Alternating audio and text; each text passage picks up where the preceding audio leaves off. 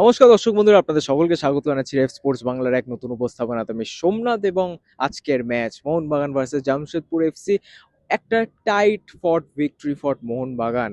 যদি কথা বলতে হয় পুরো ম্যাচটাকে নিয়ে, অবশ্যই লাইভ আপনারা দেখেছেন অনেকেই, বাট যারা লাইভ দেখেননি তাদের জন্য আজকের এই স্পেশাল 5 পয়েন্টার ভিডিও, যেটা আমরা প্রত্যেকটা ম্যাচের পরেই নিয়ে আসি।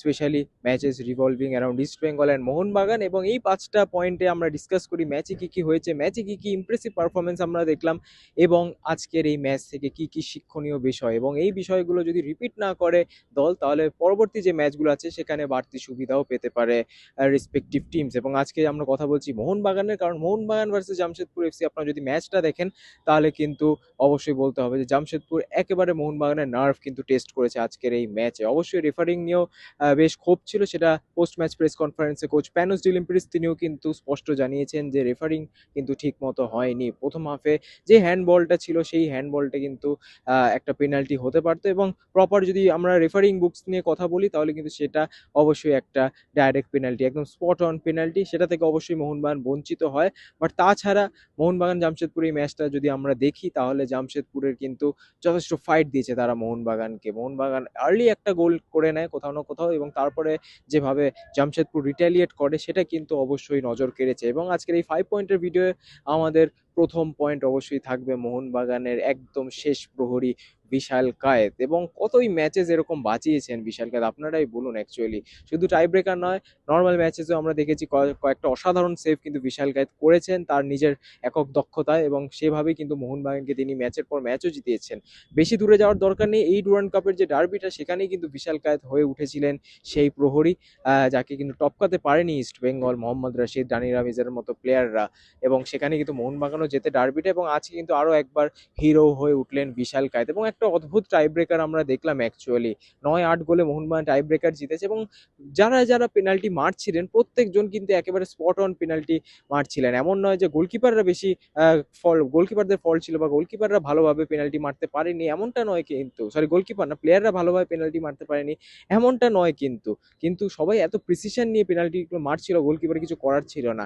একজন মাত্র একটা প্লেয়ারই পেনাল্টিটা খারাপ মেরেছিল, সেটা হচ্ছে জামশেদপুরের মামা, এবং তিনি পেনাল্টিটা মিস করার পরেই কিন্তু বিশাল কায়েত এখন একটা চান্স পেয়ে গেছিলেন। যেন পেনাল্টিটা খারাপ হয়েছিল, বিশাল কায়েত ঠিক বুঝতে পেরেছিলেন যে পেনাল্টিটা ঠিকঠাকভাবে এক্সিকিউট হয়নি, তখনই কিন্তু তিনি একেবারে ডান প্রান্তে ঝাঁপিয়ে পড়েন। আমাদের বা প্রান্ত ছিল, ডান প্রান্তে ঝাঁপিয়ে পড়েন, এবং মোহনবাগানের জন্য ম্যাচটাও কোথাও না কোথাও বের করে আনলেন। এবং অবশ্যই প্রশংসা করতে হবে মোহনবাগানেরও, কারণ যেভাবে 9 জন প্লেয়ার স্পট অন ভাবে পেনাল্টিটা মারলেন এটাও কিন্তু কখনো সহজ বিষয় না।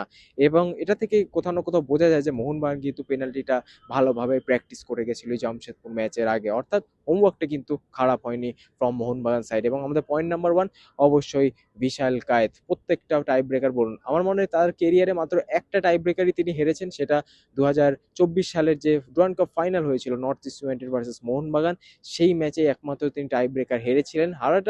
হেরেছেন বলে ঠিক হবে না, কারণ মোহনবাগানের প্লেয়াররাও অ্যাকচুয়ালি মিস করেছিল দুটো পেনাল্টি, বাট তাছাড়া বিশাল কায়েত কিন্তু টাই ব্রেকারে অপরাজিত সেই ম্যাচটাকে ছাড়া। বাট অবশ্যই আমাদের ফার্স্ট পয়েন্ট ডেডিকেটেড থাকবে বিশাল কায়েতের জন্য, arguably the captain of Mohun Bagan super giant. একটা ক্যাপ্টেন তো, ওয়ান অফ দ্য ক্যাপ্টেন্স তো অবশ্যই। সেকেন্ড পয়েন্ট যদি কথা বলি তাহলে অবশ্যই আমরা কথা বলতেই পারি জামশেদপুরকে নিয়ে। জামশেদপুর নিয়ে একটু অবশ্যই কথা বলা উচিত, কারণ যদি আপনারা দেখেন আজকের ম্যাচটা, না বুঝতে পারলেও জামশেদপুরের কিন্তু আজকে শেষ ম্যাচ ছিল তাদের কেরিয়ারে বা তাদের অধ্যায়ের। ভারতীয় ফুটবলে জামশেদপুর এফসির অধ্যায়টা কিন্তু আজকে এই যুবভারতী ক্রীড়াঙ্গনই শেষ হয়ে গেল মোহনবাগানের হাতে। এবং অবশ্যই একটা কিন্তু বলতে পারেন যে একটা বড় যুগের ইতি। জামশেদপুর আইএসএল জিতেছে, আমরা দেখেছি জামশেদপুর এমন কয়েকটা ম্যাচেস খেলেছে যেখানে কিন্তু অবশ্যই তারা তাক লাগিয়ে দিয়েছিল, বড় বড় টিমদেরকে তারা হারিয়েছে। এবং স্পেশালি ওয়েন কয়েলকে আমরা কি করেই বা ভুলতে পারি, ওয়েন কয়েলের সেই পারফরমেন্স, সেই shield winning season of Jamshedpur FC. এবং পাশাপাশি যেভাবে জামশেদপুরের সেই স্টেডিয়ামটা জেআরডি টাটা কমপ্লেক্সকে তারা যেভাবে তাদের হোম গ্রাউন্ড বানিয়ে রেখেছিল, এবং তাদেরকে হারানো খুব ডিফিকাল্ট ছিল অ্যাকচুয়ালি জামশেদপুরকে অ্যাওয়েতে গিয়ে হারানো, এবং স্পেশালি তাদের ফ্যান্স, সেটা আমরা কি করেই ভুলতে পারি। এবং সেই টিমে টিমের বলতে পারে যে অন্তিম ম্যাচ আজকে আমরা দেখলাম, এবং কোথাও না কোথাও মোহনবাগানের হাতে হেরেই কিন্তু তারা ভারতীয় ফুটবলে তাদের জার্নিটাও শেষ করলো। বাট আগেন তারা যেই পারফরমেন্সটা আজকে ডেলিভার করেছে জামশেদপুর এফসি আগেনস্ট মোহনবাগান, সেটাও কিন্তু যথেষ্ট প্রশংসার যোগ্য। তাদের কোচ পোস্ট ম্যাচ প্রেস কনফারেন্সে এসে কিন্তু বলেছেন যে আমরা অবশ্যই আমাদের যারা ওনার্স বা যাদের হাতেই সবকিছু আছে তারা হাত সরিয়ে নিলেও কিন্তু আমরা যতদিন আমাদের হাতে জিনিসগুলো ছিল, যেটা হচ্ছে ডুরান্ড কাপে এই ম্যাচগুলো খেলা, আমরা কিন্তু কখনো হাল ছাড়িনি, আমরা কিন্তু কখনো জিনিসগুলো লাইটলি নিইনি। আমরা কিন্তু নিজের সেরাটা দিয়ে গেছি, এবং আজকে কিন্তু আমরা সেই সেরা পারফরমেন্সটা দেখলাম। একটা all Indian Jamshedpur FC team যেভাবে মোহনবাগান এর এগেনস্টে কম্পিট করলো, এটা কিন্তু কোথাও না কোথাও প্রশংসার যোগ্য। এবং জামশেদপুর এফসিকে surely we will miss them in ISL, but again তারা কিন্তু চলে যাচ্ছে চার্চিল ব্রাদার্সের হাতে, এবং চার্চিল ব্রাদার্সের অধ্যায় শুরু হচ্ছে ইন্ডিয়ান সুপার লিগে। দেখা যাক কিরকম হয় এই বছরের ইন্ডিয়ান সুপার লিগ।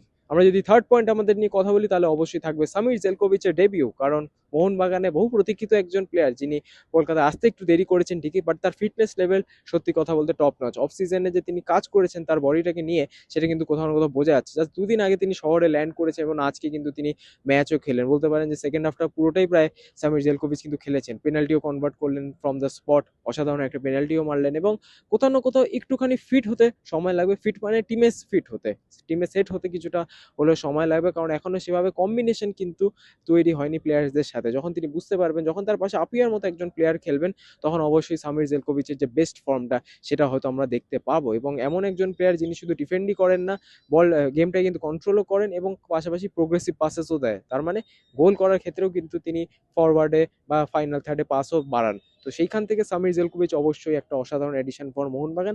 দেখা যাক আগামী ম্যাচেসগুলোতে যখন সত্যিকারের দরকার পড়বে এরকম প্লেয়ারের, মোহনবাগানের যখন আমরা কথা বলবো, যখন আমরা সেমিফাইনাল দেখবো মোহনবাগানকে ইদার নর্থ ইস্ট বা শিলংয়ের সাথে। যদিও এখন যখন আমি ভিডিওটা রেকর্ড করছি, তখন কিন্তু শিলং লাজং 2-1 গোলে এগিয়ে গেছে নর্থ ইস্ট ইউনাইটেডের বিরুদ্ধে। যাই হোক, যাকেই ফেস করবে মোহনবাগান, তার এগেনস্টে কিন্তু এই বিদেশি প্লেয়ারদের দরকার পড়বে, specially player like Samir Zelkovic. তো সামির জেলকোভিচ আমাদের থার্ড পয়েন্ট। আমাদের যদি ফোর্থ পয়েন্টের কথা বলি, তাহলে অবশ্যই মোহনবাগানের ভবিষ্যৎ বা মোহনবাগানের নেক্সট ম্যাচটাকে নিয়ে। কারণ 20 তারিখ তারা চলে যাবে শিলং সেই সেমিফাইনাল খেলতে, এবং আমরা জানি যে 2 বছর আগে শিলংয়েই কিন্তু গেছিল ইস্ট বেঙ্গল, এবং সেই ইস্ট বেঙ্গল শিলংয়ে গিয়ে কিন্তু তারা জিতে ফিরে আসতে পারেনি। তাদের ডুরান্ড কাপের অভিযান কিন্তু 2 বছর আগে সেখানেই শেষ হয়ে গেছিল শিলং লাজংয়ের হাতে। কারণ শিলংয়ের যদি আপনারা মাঠটা দেখেন, একটু অ্যালটিটিউড, বাট অ্যালটিটিউডটা কোনো প্রবলেম না। অ্যাকচুয়ালি প্রবলেম হচ্ছে শিলংয়ের টার্ফটা বা শিলংয়ের পিচটা। কারণ মাটিটা কিন্তু যথেষ্ট শক্ত, পাহাড়ি জায়গা, মাটিটা শক্ত থাকে, এবং যে ঘাসটা থাকে সেটা কিন্তু স্লিপারি হয়ে যায়। কারণ আপনারা জানেন যে পাহাড়ি জায়গা সবসময় মেঘের আনাগোনা লেগেই থাকে, এবং সেই সাথে যে ময়েশ্চার থাকে সেটা যখন ঘাসের মধ্যে পড়ে, শক্ত মাটি তার উপরে বলতে পারেন যে পিছল ঘাস, তো সেটাতেই কিন্তু কোথাও না কোথাও স্লিপারি হয়ে যায় পুরো গ্রাউন্ডটা। আপনাদের মনে থাকবে ইন্ডিয়া ভার্সেস বাংলাদেশ সেই ম্যাচটা হয়েছিল, হামজা চৌধুরী ডেবিউ ম্যাচটা। সেখানে কিন্তু অনেক প্লেয়ারের স্লিপ খাচ্ছিল সেই মাঠে। ইন্ডিয়ার প্লেয়ার, বাংলাদেশের প্লেয়ার বিশাল কায়েত খেলছিলেন সেই ম্যাচটা। সেখানে তিনি 2-1 বার স্লিপ খেয়েছিলেন, এবং সেখান থেকে গোল কনসিড করতে বসেছিলেন। এরকম আপনাদের অবশ্যই মনে থাকবে। তো কখনোই ইজি হয় না শিলং লাজংয়ে হোমে গিয়ে হারানো, বা নর্থ ইস্টকেও হারানো শিলংয়ের সেই পিচে। দেখা যাক মোহনবাগান কিভাবে ডিল করে, বাট সেটাই কিন্তু মোহনবাগানের মেইন কনসার্ন। হয়তো অপোনেন্টটা অতটা বড় কনসার্ন হবে না যতটা কন্ডিশনস হবে। কারণ মোহনবাগান আজকে ম্যাচটা খেললো, এখন আমার ঘড়িতে বাজে 8টা। এখন মোহনবাগান কি করবে, তারা অবশ্যই প্লেয়াররা তাদের রেসপেক্টিভ হোটেলসে যাবেন, রেসপেক্টিভ তাদের গন্তব্যে যাবেন। তারপর কিন্তু তারা রেডি হবে শিলংয়ের জন্য রওনা দেওয়ার ক্ষেত্রে। তারপর আগামীকাল তারা শিলংয়ে গিয়ে পৌঁছাবে, সেখানে অ্যাক্লামেটাইজ করবে, এবং তারপর মাত্র একটা প্রিসিজন বলছি, বাট একটা দিন পাবে সেই আবহাওয়ার সাথে মানিয়ে নিতে।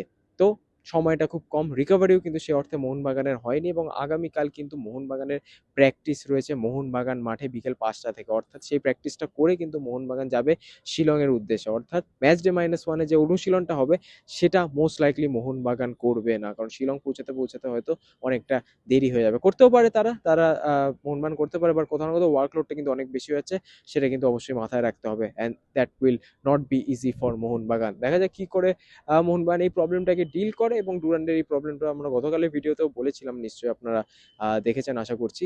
বাট আমরা আমাদের যদি ফিফথ পয়েন্টে আসি, এবং সেই ফিফথ পয়েন্টটা অবশ্যই থাকবে মোহনবাগানের এই টিমটাকে নিয়ে। কারণ আপনারা যদি ঠিক করে দেখেন মোহনবাগানের এই দলটাকে, তাহলে কিন্তু অনেক ম্যাচ উইনার্স আছে, এবং যখন ফার্স্ট ইলেভেনে কিছু প্লেয়াররা ভালো খেলতে পারছিলেন না, তখন রিজার্ভ বেঞ্চ থেকে কিন্তু প্লেয়াররা এসে কন্ট্রিবিউট করেছে, এবং সেখানেও যখন ম্যাচ বেরোয়নি, ম্যাচটা চলে গেছে টাই ব্রেকারে, এবং টাই ব্রেকারে যখন ম্যাচটা চলে যায় তখন কারোর হাতে কিছু থাকে না, সমস্ত কিন্তু থাকে প্লেয়ারের ইন্ডিভিজুয়াল স্কিলের উপরে তারা পেনাল্টিটা স্কোর করতে পারে কিনা। এবং মোহনবাগান আজকে পর পর 9টা কিন্তু পেনাল্টি মেরেছে, জামশেদপুর 8টা মেরেছে, কুডোস টু দেম অলসো।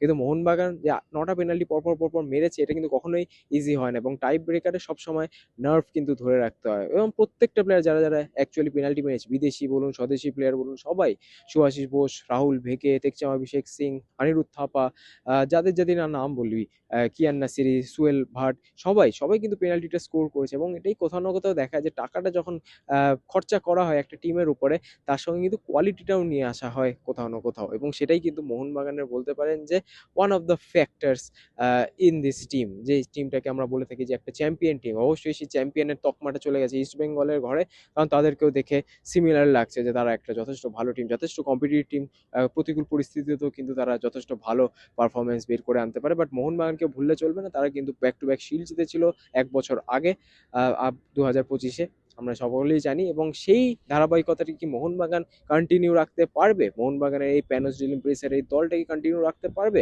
এবং 5 নম্বর পয়েন্টে কোথাও না কোথাও প্যানোস ডিলিমপ্রিসকে নিয়েই আমরা বলি, মোহনবাগানকে নিয়ে বলছি, এখন প্যানোস ডিলিমপ্রিসের কথা বলবো না, এটা কি করে হয়? তিনি যেভাবে এই দলটাকে সাজাচ্ছেন এবং দলটাকে ইউজ করছেন, রিজার্ভ প্লেয়ার্স বলুন, কিয়ান নাসিরি থেকে শুরু করে শায়ান ব্যানার্জি, সোহেল আহমেদ ভাট, তাদেরকে যেভাবে খেলানো হচ্ছে, ফরেন স্ট্রাইকার থাকা সত্ত্বেও, বিদেশি উইঙ্গার থাকা সত্ত্বেও, এটা আমার মনে হয় মোহনবাগানে কোথাও না কোথাও একটু হলেও দরকারি ছিল। কারণ কোন ম্যাচে কে হিরো হয়ে যায় আপনারা কেউ বলতে পারেন না, তাই বলে কি রিজার্ভ প্লেয়ারদেরকে টাইম দেবেন না, গেম টাইম দেবেন না? এটা তো কখনো হয় না। বাট হ্যাঁ, প্যানোজ অলিম্পিক্সের হাতে কিন্তু মোহনবাগান একটু অন্যভাবে ফাংশন করবে, একটু ইনোভেটিভ ওয়েতে ফাংশন করবে, এবং আশা করা যায় সাকসেসও আসবে মোহনবাগানে এই প্যানোজ ডিলিম্পিরিসের হাত ধরে। কিন্তু আজকে যে পারফরমেন্সটা মোহনবাগান করেছে মাঠের মধ্যে, এটা যাতে রিপিট না হয় সেটা কিন্তু এখন প্রস্তুতি নিতে হবে মোহনবাগানকে আগামী সেমিফাইনালের জন্য। এবং দুটো টাফ সেমিফাইনাল আমরা দেখতে চলেছি কলকাতা দুই প্রধানের ক্ষেত্রে। ইস্ট বেঙ্গল খেলবে স্পোর্টিং ক্লাব দিল্লির বিরুদ্ধে, এবং সেই টিমটাও কিন্তু যদি বলেন এই ডুরান্ডের সব থেকে ইনফর্ম একটা টিম স্পোর্টিং ক্লাব দিল্লি। এবং পাশাপাশি মোহনবাগান তারা খেলতে চলেছে শিলংয়ে, যেখানে আবহাওয়া তাদের মেইন চ্যালেঞ্জ হবে, সেই প্রতিকূল পরিস্থিতি তাদের মেইন চ্যালেঞ্জ হবে, এবং গিয়ে যে ফ্যাটিকটা হবে সেটাও তাদের মেইন চ্যালেঞ্জ হবে। অপোজিশনকে রেসপেক্ট করেই বলছি। বাট হ্যাঁ, দুটো কিন্তু আমরা টাফ সেমিফাইনাল দেখতে চলেছি for both the Kolkata giants. দেখা যাক ফাইনালে যায় কিনা তারা, এবং ফাইনালে গেলে বুঝতেই পারছেন কি হতে চলেছে, কলকাতা ডার্বি। এবং সেই কলকাতা ডার্বিটা কিন্তু ফার্স্ট ম্যাচের মতো হবে না, যথেষ্ট ইন্টেন্স একটা ডার্বি হবে। তো কান্ট ওয়েট ফর দ্যাট, দেখা যাক কি হয়। ডুরান্ডের আর মাত্র 3টে ম্যাচ বাকি, আপাতত নর্থ ইস্ট শিলংয়ের ম্যাচটা চলছে, দেখা যাক শেষ অবধি কি হয়। আর তারপরে মাত্র 3টে ম্যাচ বাকি, দুটো সেমিফাইনাল, একটা ফাইনাল। ডুরান্ড কাপ কিন্তু এই মুহূর্তে জমে উঠেছে, এবং দেখা যাক কার ঘরে ওঠে সেই ডুরান্ড কাপের সেই হিস্টোরিক ট্রফিটা। দেখা হচ্ছে আবার আপনাদের সাথে আবারও পরবর্তী ভিডিওতে। ততদিনে ভালো থাকবেন, সুস্থ থাকবেন, এবং নমস্কার।